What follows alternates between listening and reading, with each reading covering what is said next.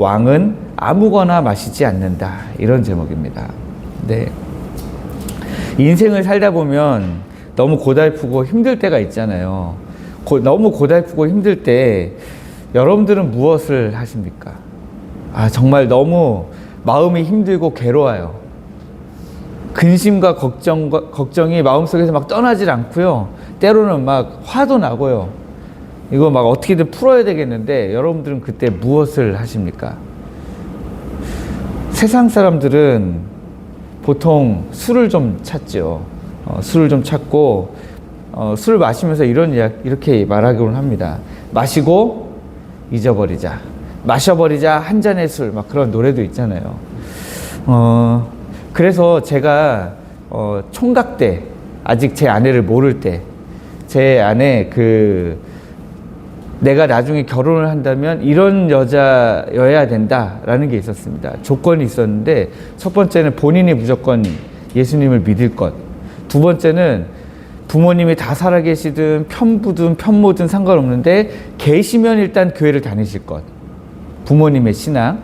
그리고 본인이 술을 안 먹어봤을 것.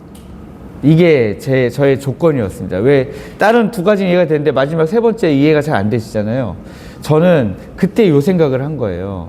이제 힘들고 어려운 일이 생길 때마다 술을 마셨을 때의 기억이 있는 사람은 술로 가겠지, 이런 생각을 저는 이제 총각 때 한 거예요. 그래서 술을 한 번도 안 마셔본 여자를 찾았습니다. 그러니까 젊은 저도 이런 생각을 할 정도로 세상 사람들은 뭔가 일이 있을 때는 술이 먼저 생각나고 술을 마시는 경우가 있다는 거예요. 근데 술을 마시는 이유가 뭐냐면 마시고 잊어버리기 위해서. 마시고 잊어버리려고 하는 게 첫 번째고요. 그 술을 마셔서 취하는 순간만큼은 아무 생각이 안 나게 만들고 싶은 거죠. 두 번째는 술 마신 김에 뭐라도 일을 저지르고 싶은 거죠. 네. 우리 하나님의 자녀들인 우리들 중에서도 삶이 버거울 때마다 세상 사람들이 지금 하고 있는 저 술을 통해서 지금 얻고 있는 망각의 방법을 부러워하는 그런 사람들도 있습니다. 혹은 세상의 방식을 기웃거리는 그런 사람들도 있습니다. 오늘 본문과 6절 말씀을 보시면 좀 뭔가 얼핏 오해하기가 쉬워요. 독주는 죽게 된 자에게, 포도주는 마음에 근심하는 자에게 줄지어다. 그는 마시고 빈궁한 것을 잊어버리겠고 다시 자기의 고통을 기억하지 아니하리라. 이 말씀을 읽고 어떤 분들은 아니 성경에서도 너무 힘들면 술 마시고 잊어버리라고 하지 않느냐, 이렇게 말씀하시는 분들이 있어요. 근데 이 말씀이 과연 술을 마셔도 된다고 허용하는 말씀인가 라고 하는 것입니다. 저는 이 말씀 속에 숨겨진 왕으로서의 정체성이 있다, 우리의 정체성이 있다, 그렇게 생각합니다. 사실 이 구절은 해석하기 까다로운 난해 구절 중에 하나로 꼽히는 구절입니다. 그래서 어떤 주석가들은 이 말씀을 의료적인 관점으로 해석을 합니다. 당시 고대 사회에 진통제가 따로 없었잖아요. 이렇게 아프면 진통제를 놔줘가지고 고통을 좀 잊게 한다거나 이런 진통제가 따로 없었으니까 사형수 아니면 임종 직전의 환자에게 고통을 덜어주기 위한 마취제로서 술을 먹였다라고 하는 거예요. 그러니까 왕은 쾌락을 위해서 술을 마시지 말고 그 술을 고통받는 자들에게 약으로서 양보하라, 이런 자비의 명령으로 해석하는 주석가들이 있습니다. 또 어떤 주석가들은요, 풍자적인 관점으로 해석합니다. 오죽 인생이 비참하면 술을 마시겠느냐, 이런 관점이에요. 그래서 소망 없는 세상살이의 허무함을 냉소적으로 표현한 것이다, 이렇게 보는 사람들이 있습니다. 또 이제 제가 가지고 있는 관점인데 어떤 주석가들은 영적인 신분론적 관점으로 이 말씀을 해석합니다. 청교도 신학자들과 이제 유명한 주석가 중에 매튜 헨리라는 영적인 거장이 있거든요. 이런 거장들은 저와 같은 관점에서 해석하고 있습니다. 왕은 깨어 있어야 되니까 맑은 정신을 유지해야 하지만 이 영적으로 죽어가는 사람들, 영적으로 소망이 없는 사람들은 술을 마시든지 말든지 그 사람들이나 마시게 해라. 그러나 왕 같은 제사장의 신분을 가진 하나님의 자녀된 우리들은 술을 마시지 말아야 한다. 이런 것입니다. 그래서 4절과 5절 말씀에 보시면 르무에라 포도주를 마시는 것이 왕들에게 마땅하지 아니하다. 이렇게 말씀하고 있잖아요. 저는 여기에 이 르무엘이 바로 우리들이다라고 생각한 겁니다.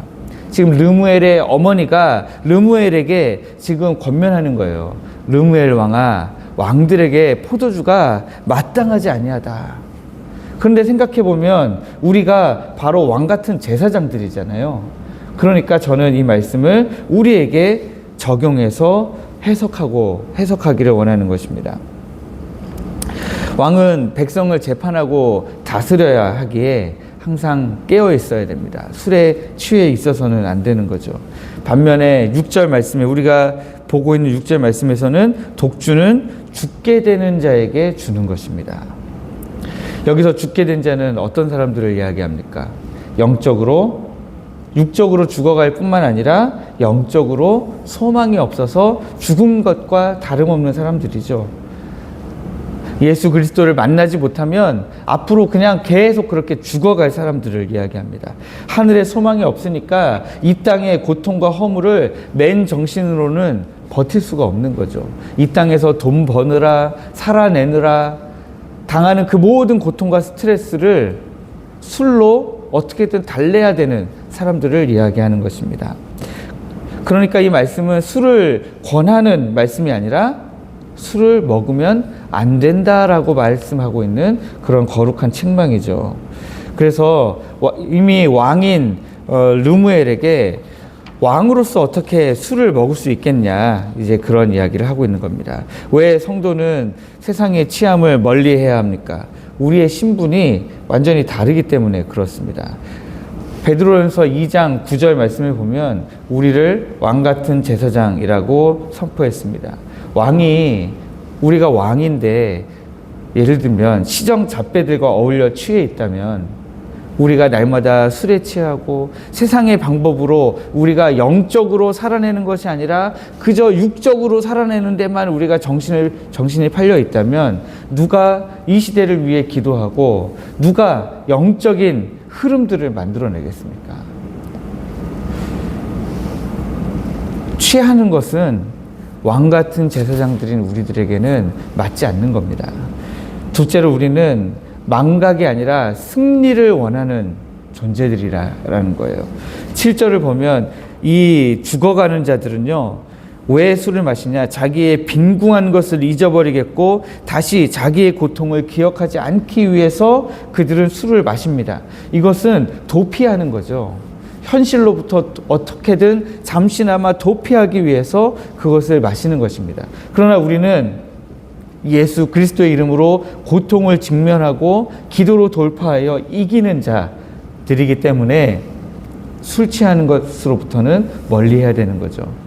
그래서 오늘 이성덕 권사님 이기고 돌아오신 이게 딱 맞는 것 같아요. 예. 우리의 왕이신 예수 그리스도를 한번 볼까요? 예수님 십자가에 달리셨을 때 마태복음 27장 34절 말씀에 보면 로마 병정들이 쓸개 탄 포도주를 이렇게 예수님께 주었잖아요. 그거 왜 준 겁니까? 아까 제가 말씀드린 마취제 역할, 진통제 역할로 준 거예요. 그런데 우리 주님이 어떻게 했습니까? 그것을 맛보시고서는 바로 거절하셨잖아요. 안 드시려고 하셨잖아요. 왜냐하면 우리 주님은 이 지금 십자가의 고통을 이 쓸개탄 포도주로 적당히 진통을 다스리면서 그렇게 하지 않으신 거죠. 맨 정신으로 온전히 우리의 모든 죄값을 우리 주님 다 치르시기를 원하셨던 것입니다. 그것을 다 치르심으로 사망 권세를 이기려고 하셨기 때문이에요. 저는 이것이 왕 같은 제사장인 우리들이 따라가야 될 길이라고 생각합니다. 사랑하는 성도 여러분, 하나님은 우리에게 말씀하십니다. 세상 사람들이 다 가는 그 넓은 길로 가지 말아라. 세상 사람들이 취하는 그 방식대로 살지 말아라. 우리에게 말씀하십니다. 우리를 향해서 너는 르무엘과 같은 존귀한 왕이다 라고 우리에게 지금 말씀하고 있습니다.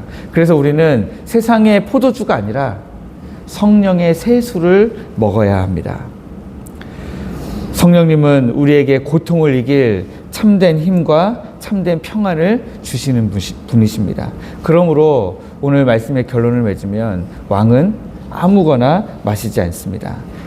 우리는 영원한 생명을 가진 왕 같은 제사장입니다. 오직 성령으로 깨어 있어서 이 시대를 분별하고 가정과 교회를 지키는 거룩한 하나님의 왕들로 살아가시기를, 그래서 이기고 승리하시기를 우리 주님의 이름으로 축복합니다.